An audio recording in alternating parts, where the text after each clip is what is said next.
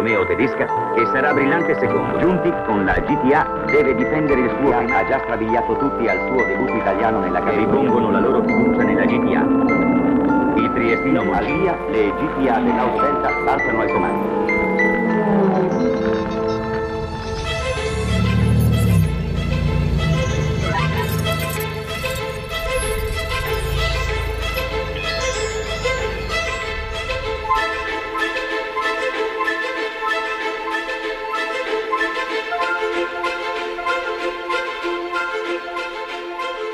So we often get asked at what point we started designing the GTA. Truth is, we immediately after the Quadrifoglio launch in 2016 continued to play with ideas of where else to take this amazing car.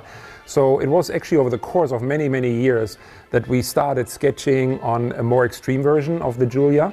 And for the 110th anniversary, it seemed to be the right time to actually show this creation.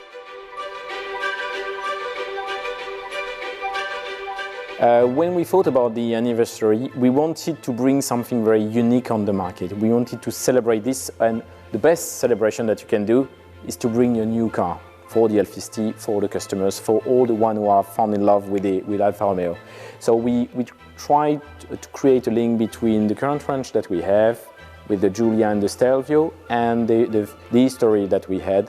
So really this car, more than a celebration of the anniversary, is a gift. It's a gift for 500 customers, it's a gift for 500 people who love Alfa Romeo.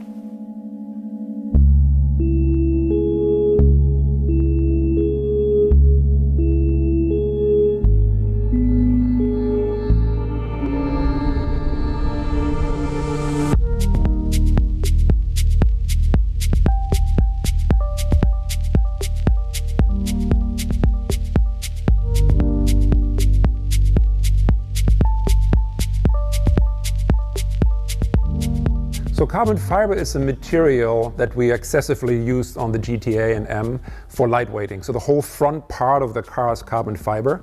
A lot of the carbon fiber you don't even see. The hood, for example, is carbon fiber. The fender are carbon fiber. The whole front fascia is carbon fiber, but it's painted, so it's not really visible. But then there's a lot of exposed parts of carbon fiber, the aero pieces.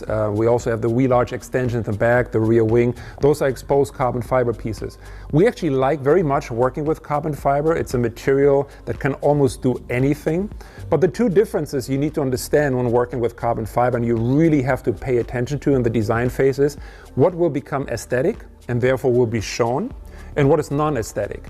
And you can see when you look at a real performance car, even all the way up to Alfa Romeo racing a Formula One car, a group that we worked hand in hand with and helped us tremendously with the development of these parts, we discovered very much the impact, the aesthetic impact, and the difference between aesthetic carbon fiber and non-aesthetic carbon fiber. So we had to make deliberate choices and made sure that the parts that were exposed really were aesthetic. And what that means is basically you really have to pay attention to the orientation of the carbon fiber weave, for example, whereas when you paint it later, you can't just do it any way you want. So there's really differences in how you have to approach it, but carbon fiber is a wonderful material to work with. So when we designed the Giulia GTA, when we had it in the studio, you can imagine that our walls were filled with reference images of the original GTA. And one thing you can't escape looking at these images were some of these iconic liveries. And what I really liked about them is they had a completely different solution than you saw on maybe other brands at that time, with this kind of dipped nose. And the dipped nose basically was done back in the day to identify the driver. So the car either had a complete nose in white or in light blue or in ochre and this kind of burnt yellow.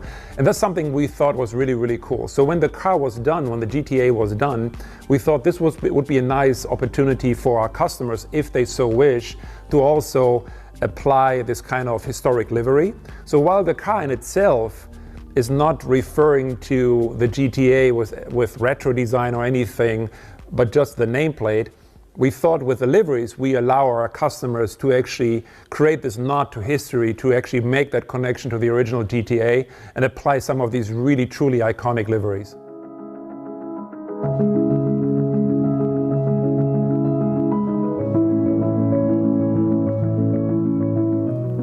I'm Fabio Migliavacca. I'm the head of product marketing for Alfa Romeo in the EMEA market. We decided to achieve 540 horsepower because it was enough to our target. It was a power to weight ratio, and so reducing the weight, we had the possibility to reach the performance that we wanted without adding too much power. Also because the idea was to keep the rear wheel drive. On the GTAm we have a specific aerodynamic package. We have a front splitter that is like on the Quadrifoglio and like on the GTA, an electric actuated splitter, so it could go down over a certain speed, but you can also adjust it in what we call the X direction, so in the front of the car manually, to increase the area and the downforce on the front of the car. In the same way, on the back of the car we have this huge rear wing that is adjustable, so the central part could be inclined in a different position, adjustable manually from the customer, and we will give some guideline to the customer depending from the circuit where the customer will drive for a track day or something like that, giving the aero setup that is the ideal one for that circuit. We worked on the weight reduction on the GTAm and the GTA, working from every single particular of the car. If you look outside the car, the front fascia of the GTA and the GTAm are totally revised for the aerodynamic needs, but are made also in carbon fiber, so reducing the weight. The pieces of the car has been redesigned. For example, the windscreen of the GTA and GTAm is thinner than the standard Quadrifoglio, reducing the weight.